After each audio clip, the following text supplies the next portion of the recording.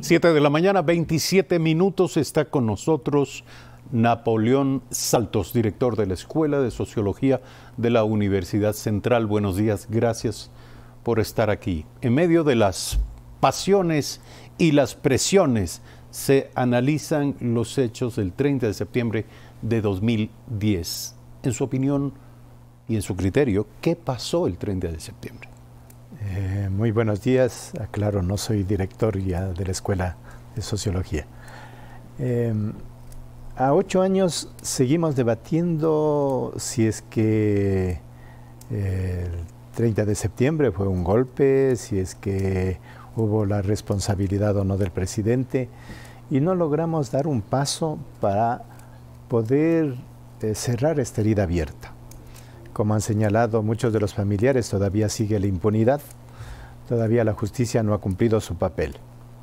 Pero para poder ver qué pasó el 30S y responsabilidades, en primer lugar lo que requerimos es desmitificar este hecho. Porque, claro, la política es la militancia en un acontecimiento y hay ciertos grupos, sobre todo de adeptos al expresidente Rafael Correa, que siguen militando en que este fue un hecho trascendental. Convirtieron al 30S en su mito originario, en el mito de que hubo un golpe de Estado y por lo tanto, frente a eso, las fuerzas de la transformación, las fuerzas progresistas se habían opuesto. Pero podemos correr el riesgo de un nuevo mito, de una nueva mitificación para convertir al 30S otra vez en el elemento absoluto. Pero ¿había o no? Tal vez hay que desglosar la pregunta. ¿Qué pasó? Es una pregunta demasiado amplia y demasiado general. De manera más específica, ¿había grupos interesados en deponer al presidente Rafael Correa? ¿Que participaron, tuvieron algún grado de actuación ese día? Si analizamos el 30S, vamos a ver que el detonante fue más bien un problema, llamémosle laboral, la reforma de la LOCEP, en donde se cambiaban ciertas disposiciones respecto a derechos que tenía la policía, las Fuerzas Armadas y también los trabajadores. Pero el cierre del aeropuerto Mariscal Sucre no fue un hecho laboral. Por eso digo, empezó como un hecho laboral, empezó como un tema en donde el Congreso logró en ese momento un acuerdo.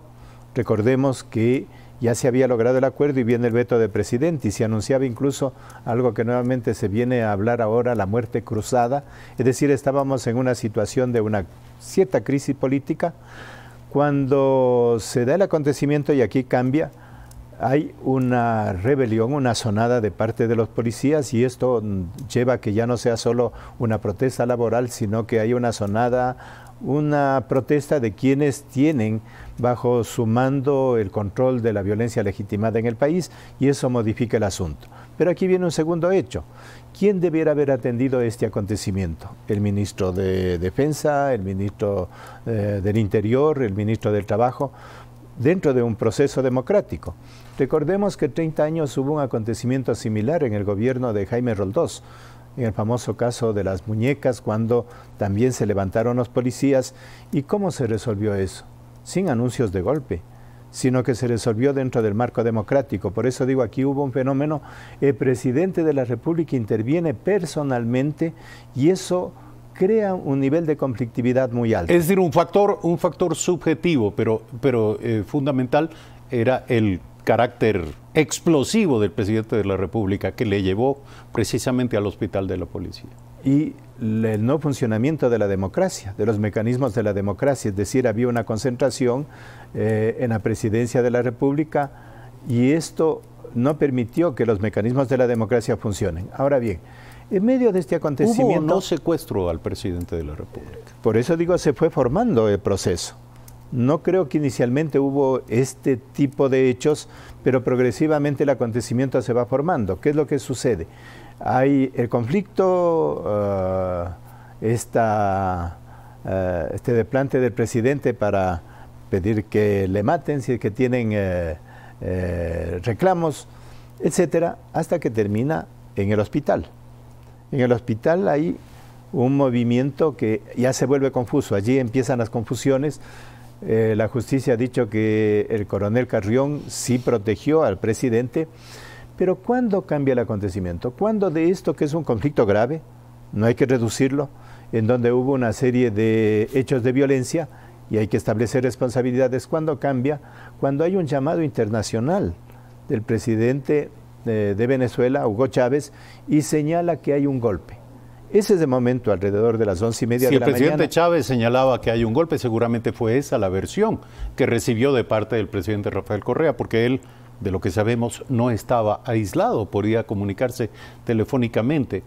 Un hecho que discute la versión de que estaba secuestrado es que sus ministros pudieron entrar y salir, entraban, conversaban, salían, daban declaraciones. Un secuestrado propiamente no dispone de esas posibilidades. Entonces se crea la versión del golpe, se crea la versión del secuestro y progresivamente se creará incluso la versión del magnicidio.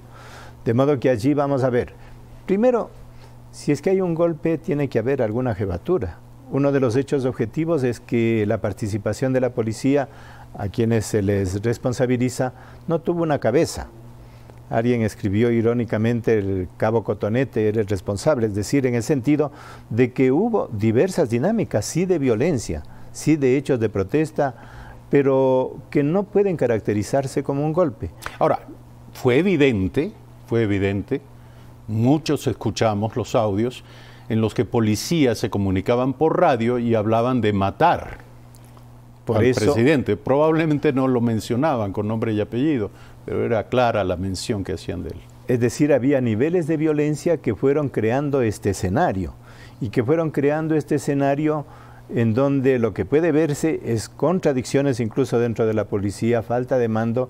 En el momento en que hay la orden de desalojo del hospital, uno de los señalamientos que hay en los informes de parte de las Fuerzas Armadas es que no había con quién negociar, porque cada uno de los grupos de la policía tenía su dinámica, unos que hablaban de eliminar al presidente, otros que hablaban de que tenía que haber una resolución diferente, una resolución negociada, y adelantaban resoluciones negociadas.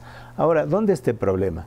En que este conflicto, que empezó, como digo, como un reclamo, que se convirtió en una azonada, que luego hubo esta declaración de que era un golpe, se convierte en una solución militar. Aquí viene el problema. Es decir, cuando ya hay la orden de desalojo, hay un enfrentamiento militar entre la policía y las Fuerzas Armadas.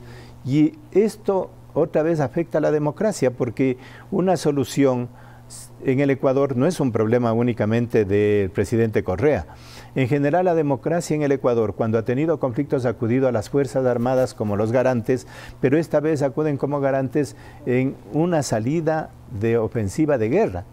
Y tenemos allí las responsabilidades, 5 muertos. Y algo que no se menciona o que no se ha mencionado, a pesar de que con toda razón el tema focal es el tema de las víctimas mortales de esos acontecimientos, es que ahí se disparó muchas veces, se echaron muchos tiros, pero muchas eran balas de salva. ¿A quién correspondió la decisión de ese uso proporcionado de la fuerza? Finalmente, ¿a quién correspondería la determinación, para efectos de la historia, la determinación de lo que allí ocurrió, dado que hoy por hoy no resulta confiable lo que dijo la comisión designada por el propio presidente Rafael Correa, pero existen en este momento dos verdades o dos visiones que corren en paralelo, que no se tocan ni que se contraponen? Finalmente los ecuatorianos deberemos sacar conclusiones sobre esto. ¿A quién correspondería? Por un lado la determinación de la verdad y por otra el ajuste de cuentas, saber quién es quién hizo qué y a quién le corresponde hoy encarar responsabilidades. Aquí hay responsabilidades de carácter jurídico, por lo tanto le corresponde a la justicia.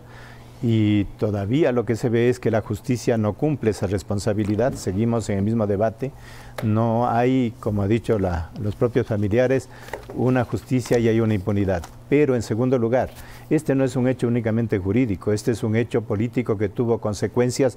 Recordemos que se ligó a la consulta del 2011, en donde hubo un giro, y por eso es que el 30S yo diría que más bien es un hecho de clarificación de cuál es el carácter del gobierno de Rafael Correa. En ese momento es cuando dio un giro y asumió una serie de tesis, pasó a una segurización de la política, pasó a un proceso también de modernización que afectó a sectores sociales y que afectó a la propia democracia en el país. 7 de la mañana, 36 minutos. Gracias por aceptar esta invitación, Napoleón Saltos, exdirector de la Escuela de Sociología de la Universidad Central del Ecuador, dirigente de la Coordinadora de Movimientos Sociales, ahí sí, ¿no? Sí. Allá.